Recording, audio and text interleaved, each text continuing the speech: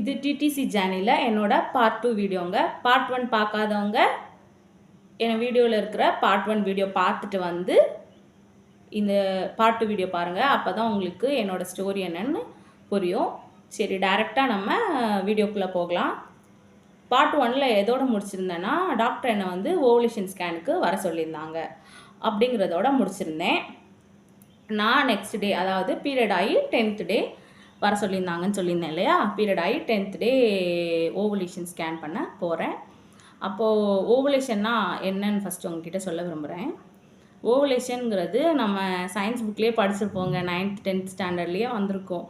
ஆனால் அதை பற்றி ஒரு டேபுவான டாப்பிக்காக வச்சுருக்கிறதுனால எந்த டீச்சர்ஸும் அதை எக்ஸ்பிளைன் பண்ண மாட்டாங்க நமக்கு, நம்ம 90s கிட்ஸ்னால இருக்கும்போது.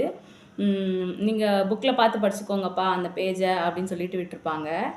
ஒன்றும் இல்லை, நம்மளோட எக்கு, அதாவது கருமுட்டை வெடிக்கிறது தான் என்ன சொல்கிறாங்கன்னா ஓவலேஷன் சொல்கிறாங்க. அந்த டைமில் கணவன் மனைவி சேர்ந்துருந்தாங்கன்னா நம்ம குழந்தை கருத்தரிக்கிறதுக்கு சான்சஸ் அதிகமாக இருக்கான். அதை தான் ஓவலேஷன் சொல்லுவாங்களாம். சரி, ஓவலேஷன் என்னன்னு பார்த்தாச்சு. இப்போது ஓவலேஷன் ஸ்கேன் பண்ண போகிறேன். அப்போ டாக்டர் என்ன சொன்னாங்கன்னா, இனிமேல் 10th டேலேருந்து 14th டே வரைக்கும் ஸ்கேன் பண்ண வரணுமா, அப்போ தான் உங்களுக்கு என்னைக்கு ரப்சர் ஆகும்னு தெரியும் அப்படின்னு சொல்லியிருந்தாங்க. ஓகே டாக்டர் அப்படி சொல்லிட்டு நானும் டெய்லி ஆஃப்டர்நூன் ஸ்கூலில் ஒர்க் பண்ணிட்டு இருந்தேன்னு சொன்னேன் இல்லையா, அதனால் டெய்லி ஆஃப்டர்நூன் நான் போவேன். போனோடனே மத்தியானம் தான் அந்த சோனோகிராஃபர் வருவாங்க. அதனால் நான் டெய்லி ஆஃப்டர்நூன் தான் போகிற மாதிரி இருந்துச்சு. ஸ்கூலில் அப்போ பெர்மிஷன் வாங்கிட்டு போக முடியாது இல்லையா, ஒரு 2-3 months. அதனால் ஸ்கூல் போனேன். அதுக்கப்புறம் கண்டினியூ பண்ணல, அதோட ஸ்டாப் பண்ணிட்டேன். அதுக்குள்ளேயுமே நிறைய பேர் நான் பாடி ஷேம் பண்ண ஆரம்பிச்சிட்டாங்க. பாடி ஷேம்னா, நீங்கள் வெயிட்டு கூடுதலாக இருக்கல, அதனால தான் உனக்கு இந்த மாதிரி குழந்த பிறக்க சான்சஸ் இல்லை போல், லேட் ஆகுது போல், அந்த மாதிரி சொன்னாங்க. அதுக்கப்புறம் ரொம்ப அவமானப்படுத்தினாங்க நிறைய பேர். ஓகே அப்படின்னு சொல்லிட்டு நமக்கு என்ன குழந்த கிடைக்காமலா இருக்கும் அந்த மாதிரி நினச்சிருவேன். ரொம்ப ஸ்ட்ரெஸ்டாக தான் இருக்கும், இருந்தாலும் அப்படியே கடந்து போயிட்டே இருந்தேன். அதுக்கப்புறம் ஒரு 6 monthsக்கு அப்புறம் நார்மலாகவே நான் கன்சீவ் ஆனேன்.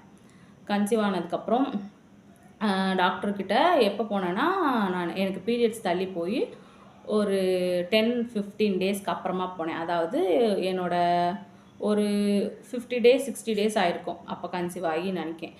அந்த மாதிரி டைமில் போனேன். டாக்டர் ஓகே என்னென்னு பார்ப்போம், ஃபஸ்ட்டு ஸ்கேன் எடுக்கிறதுக்கு ஒரு 60 நாளுக்கு மேலே ஆகட்டும், அப்புறமா ஃபஸ்ட்டு ஸ்கேன் எடுத்து பார்த்துக்கலாம் அப்படின்னு சொன்னாங்க. யூபிடி டெஸ்ட் பண்ணி பார்த்ததில் பாசிட்டிவ் இருந்ததுனால இந்த மாதிரி சொன்னாங்க. கொஞ்சம் டேப்லெட்ஸ்லாம் கொடுத்துருந்தாங்க. ஓகே டாக்டர் அப்படின்னு சொல்லி வந்துட்டேன். நான் டாக்டர் செக் பண்ணி வந்து ஒரு 2-3 டேஸ்க்குள்ளே நான் கொஞ்சம் தெரிஞ்சவங்கக்கிட்டலாம் கேட்டாங்க. அவங்கக்கிட்ட நான் சந்தோஷமாக ஷேர் பண்ணிக்கிட்டேன். ஆனால் நிறைய பேர் இந்த மாதிரி விஷயத்த சீக்ரெட்டாக கீப்பப் பண்ணுவாங்க. அது நல்லதா கெட்டதான்னு தெரியல. ஒரு வேளை நம்ம அந்த மாதிரி ஷேர் பண்ணிட்டா இல்லாமல் போயிடுச்சுன்னா என்ன பண்ணு அப்படின்னு ஒரு வேளை ஷேர் பண்ண மாட்டேங்காங்களோ என்னவோ தெரில. நான் என்னோடய ஸ்டோரியில் அதே மாதிரி தான் எனக்கும் நடந்தது. அதனால தான் நான் இப்போ சொல்கிறேன். நான் இந்த மாதிரி சொல்லிட்டேன் எனக்கு தெரிஞ்சவங்கக்கிட்ட, அதாவது ரொம்ப க்ளோஸ் ரிலேட்டிவ்ஸாக இருக்கிட்டாங்களா அவங்கக்கிட்டலாம் அந்த மாதிரி கன்சீவாக இருக்கேன் அப்படிங்கிறத ஷேர் பண்ணிட்டேன். ஓகே அப்படின்னு சொல்லிட்டு பார்த்தா ஒரு 2-3 டேஸில் மறுபடியும் லைட்டாக ப்ளீடிங் ஆரம்பித்த மாதிரி இருந்தது. நான் உடனே ஹாஸ்பிட்டல் போனேன். போனோன்னே அன்னைக்குன்னு பார்த்தா சண்டே வேறு. ஸோ டாக்டர் வேறு அன்றைக்கி அவைலபிளாக இல்லை. கைனகாலஜிஸ்ட்டு நாளைக்கு தான் வருவாங்க, இன்றைக்கி வரமாட்டாங்கன்னு சொல்லிட்டாங்க.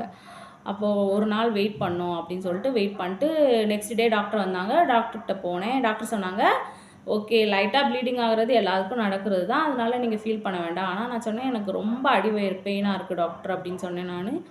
ஓகே வெயிட் பண்ணி பார்க்கலாம் அப்படின்னு சொல்லிட்டாங்க டாக்டர். நீங்கள் வெயிட் பண்ணி பாருங்கள், ப்ளீடிங் இன்னும் எப்படி ஆகுது அப்படின்னு பார்த்துட்டு நாளைக்கு ஒரு ஸ்கேன் பண்ணி பார்த்துக்கலாம் அப்படின்ட்டாங்க. உடனே போய் ஸ்கேன் பண்ணிடுங்க எப்போ அப்படின்னு சொன்னாங்க. சரின்னு ஓகே நான் ஸ்கேனிங் சென்டருக்கு போய் ஸ்கேன் பண்ண போகிறோம். பார்த்தா அந்த ஸ்கேன் பண்ணுற இடத்துலையே எனக்கு நிறைய ப்ளீட் ஆகிடுச்சு. ஸ்கேன் பண்ணுறவங்க இவ்வளோ ப்ளீட் ஆகுது, ஸ்கேன் பண்ண முடியாதுமா, ஸோ நீங்கள் ப்ளீடிங் ஸ்டாப் பண்ணோடனே வாங்க அப்படின்னு சொல்லிட்டாங்க. ஆனால் டாக்டர்கிட்ட போய் காமிச்சோடனே டாக்டரு கன்ஃபார்ம் பண்ணிட்டாங்க, இந்த மாதிரி அபார்ட் தான் ஆயிருக்கு, அந்த மாதிரி கன்ஃபார்ம் பண்ணிட்டாங்க. ஓகேன்னு சொல்லிட்டு அவங்க கன்ஃபார்ம் பண்ணாலும் கொஞ்சம் டேப்லெட்ஸ்லாம் கொடுத்தாங்க எனக்கு.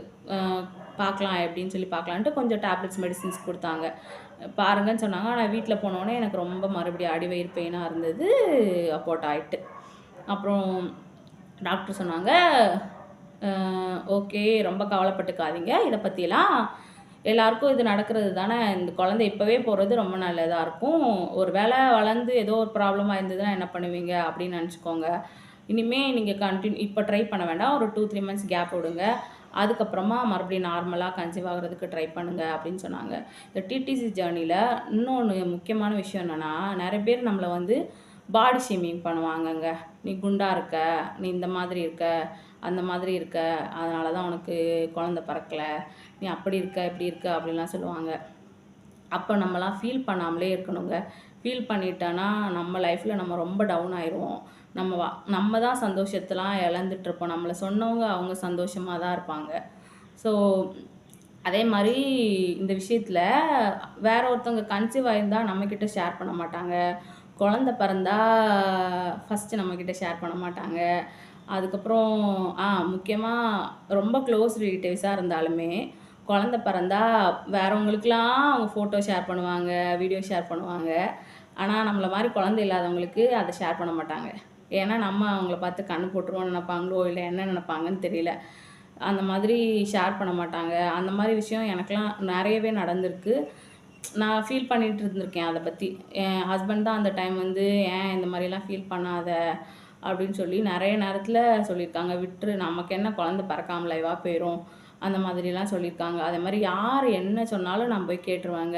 இந்த கோயிலுக்கு போ, அந்த ப்ரேயர் ரெக்வெஸ்ட் கொடு, அங்கே போ, இதை பண்ணு அதை பண்ணு சொன்னால் யார் என்ன சொன்னாலும் நான் அதை கண்டிப்பாக போய் செஞ்சுருவேங்க.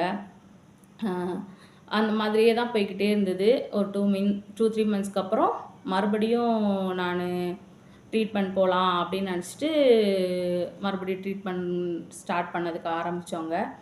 அப்போது டாக்டர் மறுபடியும் என்ன சொன்னாங்க, மறுபடியும் அதே மாதிரி ஃபோலிக்கு அந்த மாதிரி கொஞ்சம் மெடிசின்ஸு அந்த மாதிரி கொடுத்துட்டே இருந்தாங்க. அதுலேயும் ஒரு 2-3 மந்த்ஸ் போனதுக்கப்புறம் டாக்டர் சொன்னாங்க, இதை கொடுத்து பார்த்துட்டோம். ஒவ்வொரு தடவையும் வேறு மாதிரி ட்ரை பண்ணி பார்ப்பா டாக்டர் ஒவ்வொரு மந்த்தும். அப்புறம் டாக்டர் சொன்னாங்க, இதெல்லாம் ட்ரை பண்ணி பார்த்தாச்சு இல்லையா, நெக்ஸ்ட் என்ன பண்ணலான்னா டியூப் டெஸ்ட் பண்ணி பார்க்கலாம். ஆனால் நீங்கள் ஏற்கனவே ஒரு தடவை கன்சீவ் ஆகிருக்கீங்க. ஸோ அதனால் ஒரு ப்ராப்ளம் இல்லைன்னு நினைக்கிறேன். டியூப் டெஸ்ட் எடுத்து பார்க்கலாம்.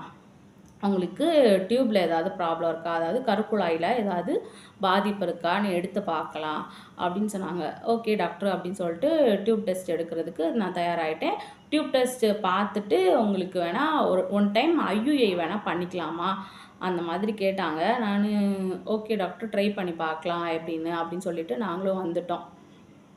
அதுக்கப்புறம் வீட்டில் உள்ளவங்கக்கிட்டலாம் இதை பற்றி நான் இது பண்ணும்போது எல்லாரும் அவங்களுக்கு வந்து நிறைய பேருக்கு வந்து இந்த IUI அதெல்லாம்னா நம்ம வந்து செயற்கையாக தான் குழந்தை பறத்துக்கு போகிறோமோ அந்த மாதிரியெல்லாம் கூட வீட்டில் கொஞ்சம் எஜுகேஷ்னல் அவேர்னஸ் இல்லாதனால அந்த மாதிரியும் நினச்சிட்றாங்க.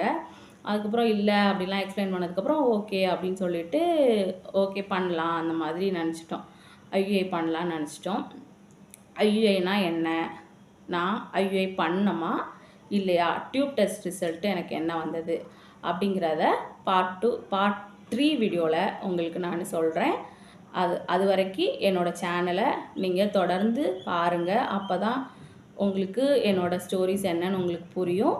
அதுக்கப்புறம் உங்களுக்கு நிறைய பயனுள்ள தகவல்களை என்னோடய சேனலில் நான் பகிர்ந்துட்டு வரேன். என்னோடய சேனலை லைக் பண்ணி சப்ஸ்கிரைப் பண்ணிக்கோங்க. அப்போ தான் எனக்கு ஒரு பாசிட்டிவ் வைப் கிடைக்கும். Keep passing positive vibes.